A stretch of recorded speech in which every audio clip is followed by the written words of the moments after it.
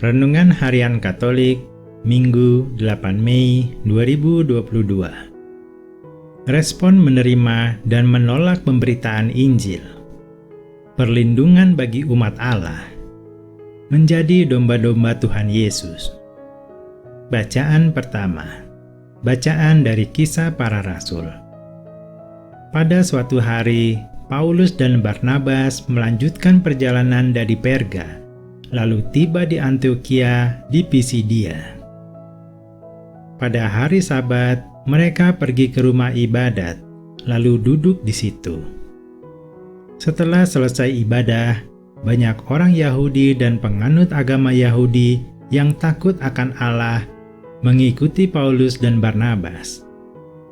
Kedua rasul itu lalu mengajar dan menasihati mereka supaya tetap hidup di dalam kasih karunia Allah. Pada hari Sabat berikutnya, berkumpullah hampir seluruh kota itu untuk mendengar firman Allah. Akan tetapi, ketika orang Yahudi melihat orang banyak itu, penuhlah mereka dengan iri hati, dan sambil menghujat, mereka membantah apa yang dikatakan Paulus. Tetapi dengan berani, Paulus dan Barnabas berkata, "Memang kepada kamulah firman Allah harus diberitakan lebih dahulu, tetapi kamu menolaknya dan menganggap dirimu tidak layak beroleh hidup yang kekal. Karena itu, kami berpaling kepada bangsa-bangsa lain. Sebab inilah yang diperintahkan kepada kami. Aku telah menentukan engkau menjadi terang bagi bangsa-bangsa yang tidak mengenal Allah, supaya engkau membawa keselamatan sampai ke ujung bumi." Mendengar itu, bergembiralah semua orang yang tidak mengenal Allah, dan mereka memuliakan firman Tuhan. Dan semua orang yang ditentukan Allah untuk hidup yang kekal menjadi percaya. Lalu firman Tuhan disiarkan di seluruh daerah itu. Tetapi orang-orang Yahudi menghasut perempuan-perempuan terkemuka yang takut akan Allah dan pembesar-pembesar di kota itu. Begitulah mereka menimbulkan penganiayaan atas Paulus dan Barnabas dan mengusir mereka dari daerah itu. Akan tetapi Paulus dan Barnabas mengebaskan debu kaki mereka sebagai peringatan bagi orang-orang itu, lalu pergi ke Ikonium. Dan murid-murid di Antiokhia penuh dengan sukacita dan dengan Roh Kudus. Bacaan kedua. Bacaan dari Kitab Wahyu. Aku, Yohanes, mendapat penglihatan sebagai berikut. Nampaklah suatu kumpulan besar orang banyak, yang tidak terhitung banyaknya, dari segala bangsa dan suku, kaum dan bahasa.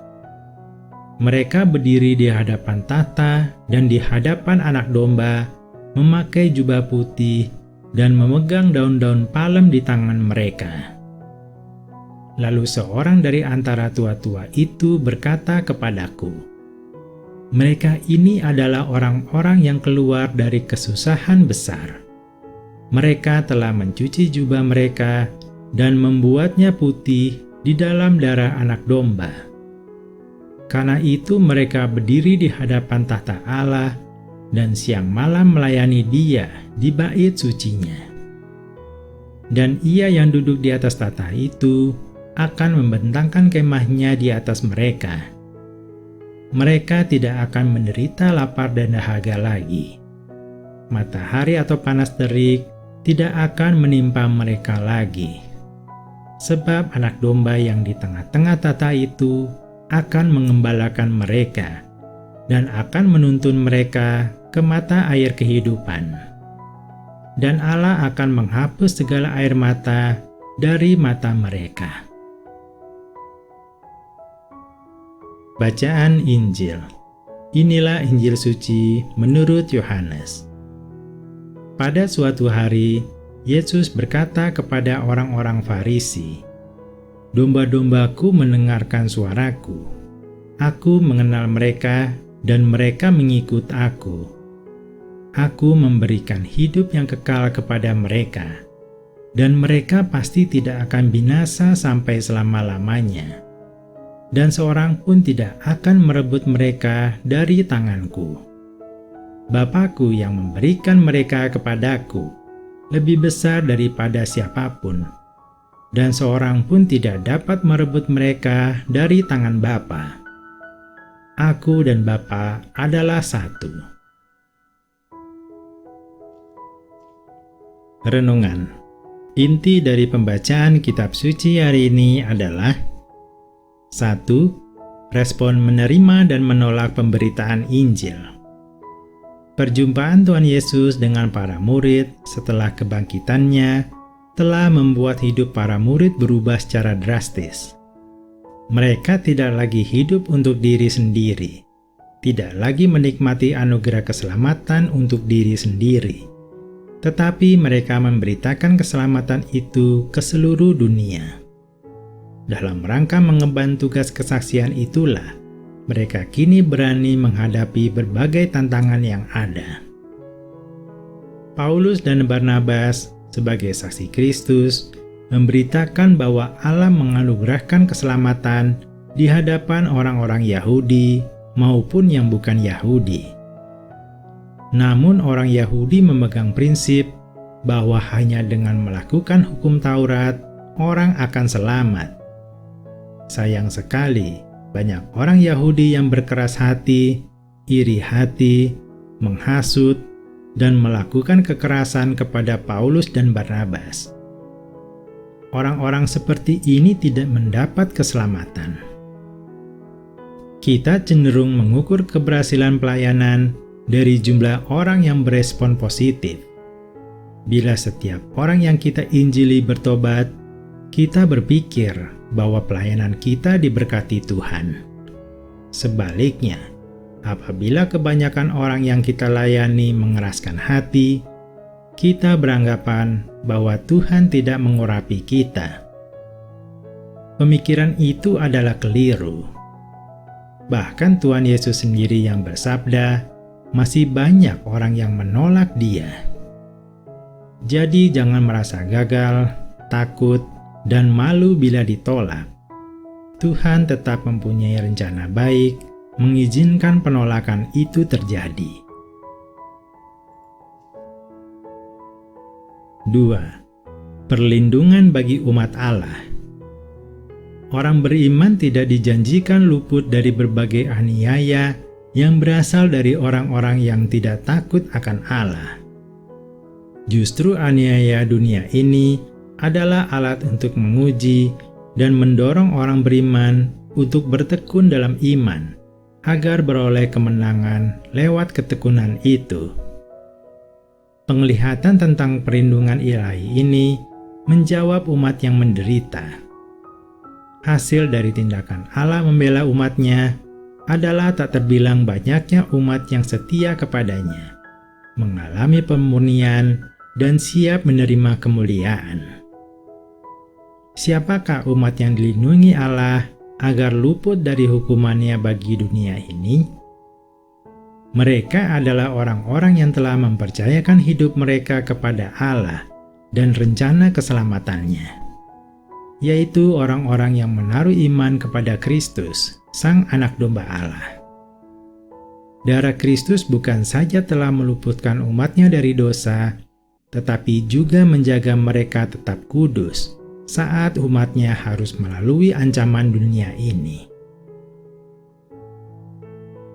3. Menjadi domba-domba Tuhan Yesus.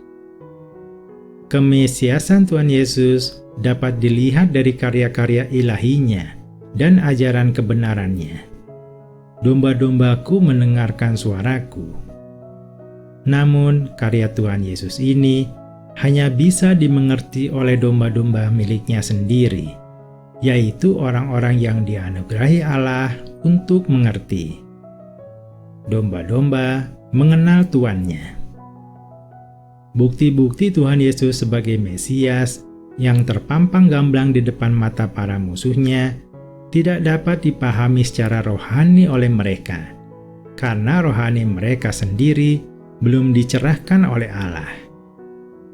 Itu karena mereka lebih memilih mengeraskan hati. Hanya umat Allah yang mampu mengerti kebenaran rohani tersebut, karena mereka milik Allah yang dipercayakan pemeliharaannya kepada Tuhan Yesus. Oleh karena Allah Bapa dan Anak adalah satu, maka umat Allah akan terjamin keselamatannya, dan pengenalan mereka akan Tuhan Yesus Kristus tidak mungkin salah. Di luar anugerah Allah, tidak seorang pun dapat mengenal dan percaya kepada Tuhan Yesus. Di dalam anugerah Allah, tidak seorang pun dapat kehilangan keselamatannya. Dengan jaminan keselamatan seperti ini, anak-anak Tuhan dipanggil untuk memberitakan anugerah-Nya kepada orang berdosa, agar mereka bertobat dan menerima anugerah keselamatan. Karena anugerah yang menjadikan kita anak Tuhan, maka kita harus menjadi alat anugerah-Nya bagi orang lain. Marilah kita berdoa. Ya Tuhan Yesus, kami mau menjadi domba-domba-Mu yang baik, yang mendengar suara-Mu dan mengikuti kemana saja Engkau membawa kami. Engkau adalah Gembala Maha Baik yang menuntun kami ke mata air kehidupan kekal. Bersama-Mu hidup kami terlindungi dan menjadi damai sejahtera. Kami mau menjadi alat anugerah-Mu bagi orang lain dan menjadi saksi-Mu memberitakan Injil keselamatan. Amin.